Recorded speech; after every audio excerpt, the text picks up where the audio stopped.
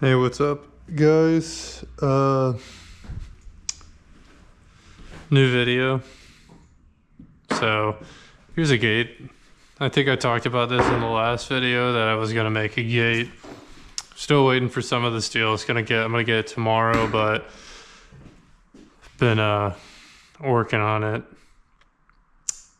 intermittently. I've still got some pieces, some stuff that I can got some material that I can use to make the frame.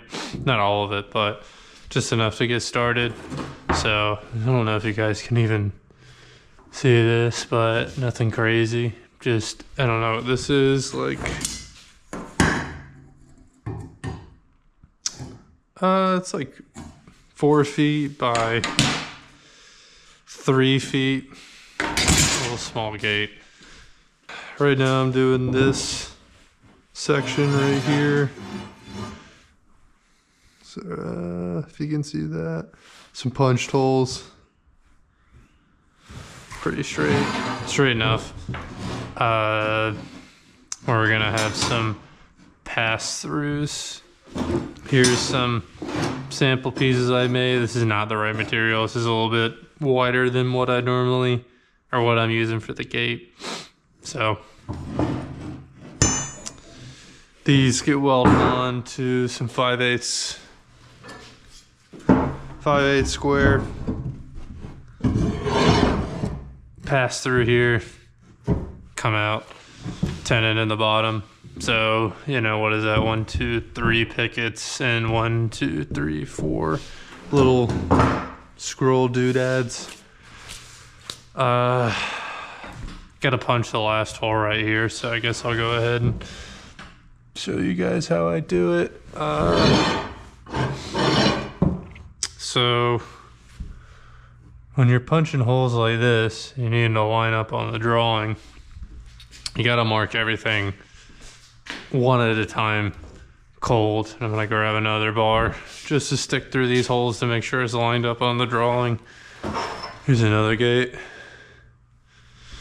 I'll be working on that probably in a little while. I got a few things. I got like 3 things I'm working on at once right now. So it's a 3/4, it's 5/8. Throw another 5/8 in here.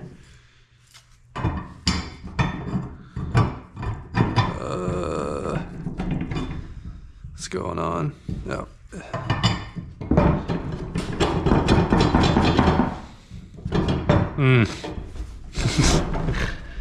What is that? It's like a little bird. Whatever. This all get all filed. Damn, what the f? It's all get filed out. This one can go in here. There we go.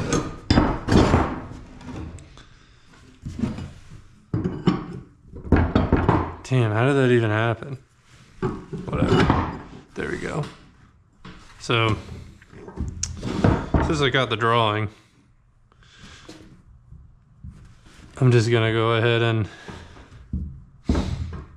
line up everything, you know, just so it matches the drawing, and then square. I'm gonna butt the square up against, so we got our lines right here. Butt my square right up here, so I can transfer that line from the drawing to the steel. That's pretty good. So, I'll take this to the forge. I got my line. That's my distance right here. And I'll just explain this more in the forge. Alright, we're in the forge. So, where is my punch? Here's my punch. So, when you're punching these holes and you need them to match a drawing, yeah, when you punch the hole, this distance right here, it doesn't change if you use a slot punch, you know, because I'm gonna punch this hole, you'll see. It's like about the same width. It's definitely about the same width here. But to punch it, and then I'm gonna take this drift right here, which matches that punch, and it's gonna stretch it out. And then once it stretches it out, it's going to, like, since I've punched this hole right here, I don't know if this makes any sense, but like, since I've taken the material out right here, this distance is just not gonna stretch. When I stretch this out, it's gonna come from the cheeks. Like, you know, and the thing is with steel is, I guess I should have explained this earlier, but when it gets hot, it stretches. And every time I punch away these holes, like, the other end will stretch. This distance will not, but this will get longer. But yeah, as I punch these holes, the bar will stretch, but this distance, like, it will not stretch backwards, if that makes sense. If it doesn't make sense, you just gotta trust me. That's the way it is. I didn't come up with this stuff. So you want to punch, drift, cool it down, because if you mark it when it's hot, it will change.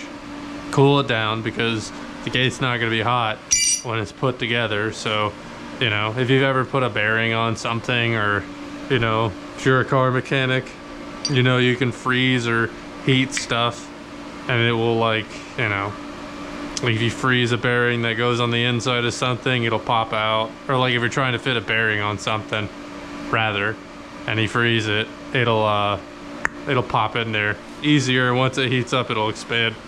So if you're just marking everything out, like going to the drill, I'm marking here, everything will get like progressively longer.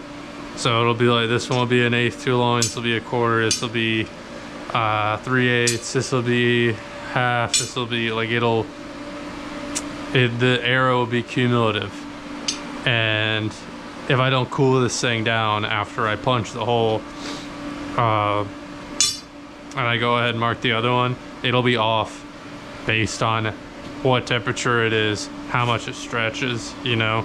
So this is kind of like an annoying process. Luckily the induction makes it like go by a lot quicker, but yeah, you gotta punch the hole, cool it down, take it to the drawing, or if you have like a stick, some people have sticks that you just like pull on here, like, and it'll have markings on it where everything is going. I mean, you can't, I just take it to the drawing. It's like, you know, it's 2 steps away, just drop it on it. So mark, punch, cool it down, take it to the drawing, mark, punch, cool it down, take it to the drawing. That's just the most accurate way to get it. And since you're doing one at a time, like if I punch this weird, I can just heat up in here, upset it. Or if I punch this like too short, I can just heat this up and stretch it out and just, you know, then once that one's perfect, I can move on to the next one. So I got this marked. Little voice crack. And you can mark it with a center punch. Since I'm using the induction, like, I'm just gonna heat it up to like a red heat, and then see if you can even see that line. That line will still be sort of visible if it's at a red heat, and that'll save me some, that'll just be more accurate because I can see that line. Just go ahead and like mark it with the punch, get it where I want it to be, and then I can get it really hot and just send it. So we're at that cherry red. Turn that off. I can see that line right there. I'm gonna butt that up against there. Might move it back a tiny bit. I also need to dress this punch like bad. It's not in the center, just move that over a little bit.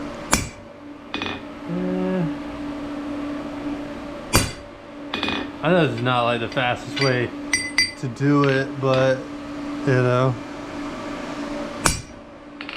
it's the way that I like to do it. Just saves me a little bit of trouble. that's good. So back she goes in the induction. Might actually change coils, but so went ahead and changed coils to taco coil. It'll be a little bit better. I'm actually gonna dress this punch real quick.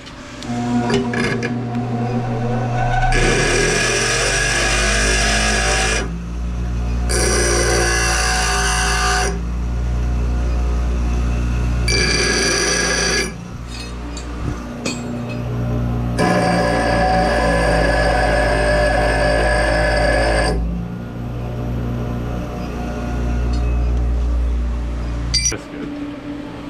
Alright, so here's my punch. Let's see if I can find.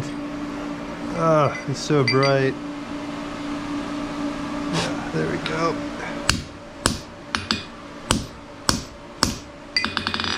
It's pretty good. Just send it. Oh, it's GoPro. Oh. We're over.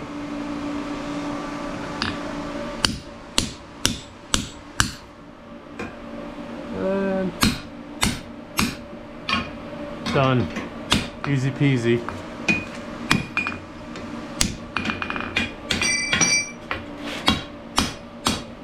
Well, that looks pretty damn even.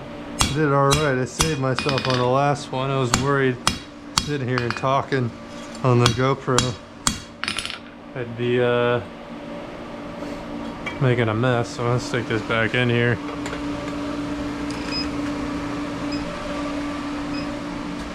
I know, you know, I'm taking this one a little bit slow, but I don't know, it's just worth it. There's only like, what, 1, 2, 3, 4, 5, 6, 7 holes.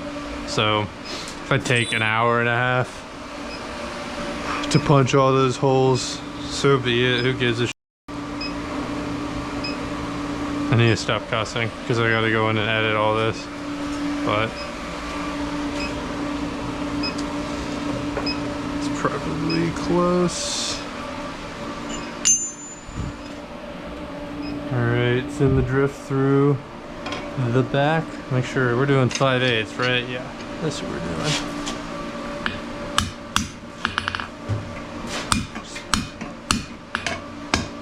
Break the edges. Going in kind of a weird angle. Where are my tongs? Man, I'm not super prepared today. Where did I put those tongs? Oh, here they are.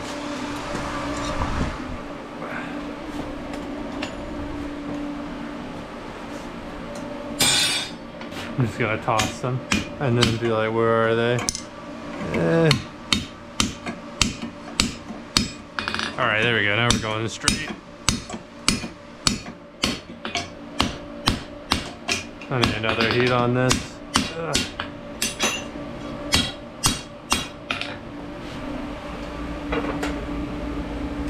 Totally wasted that heat. And then I hit my thumb with the drift. So I'm trying to make, I don't know, in the future, starting from here on out, I want to make one of these once a week. After I made this video, a lot of stuff happened. If you're on my Instagram, you know some of the stuff going on, but there's also some stuff going on behind the scenes. None of it is workshop related, which is annoying. Things are actually looking pretty good in the workshop, but it's just, you know, personal life shit. It's just like, you know, a lot of stuff like that. A lot of people in my life, I'm just like, what are you, like, why are you even in my life? Like, get out, you know? Sometimes you gotta give someone the boot, you know what I'm saying? Like, what is the point of this interaction we have?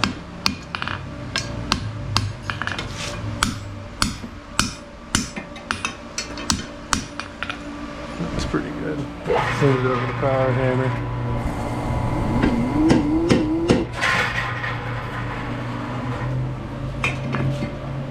And just send it. Oh no, I need to trim the back so it'll go all the way through. Whatever. Alright, that's pretty good.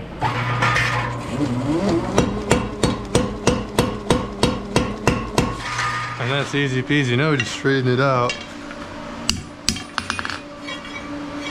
Got a little cockeyed right here. I really need to put like a white thing down here.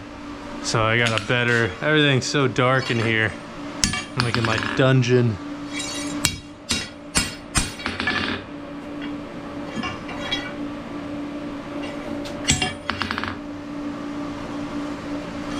That looks pretty good. That looks pretty alright, you know? I'll take that. Yeah, so into the quench tank we go, and then I'll take it to the drawing. All right, we're back. Let's toss this here. Send this through here, and then make sure it lines up with our last one. I think we got it.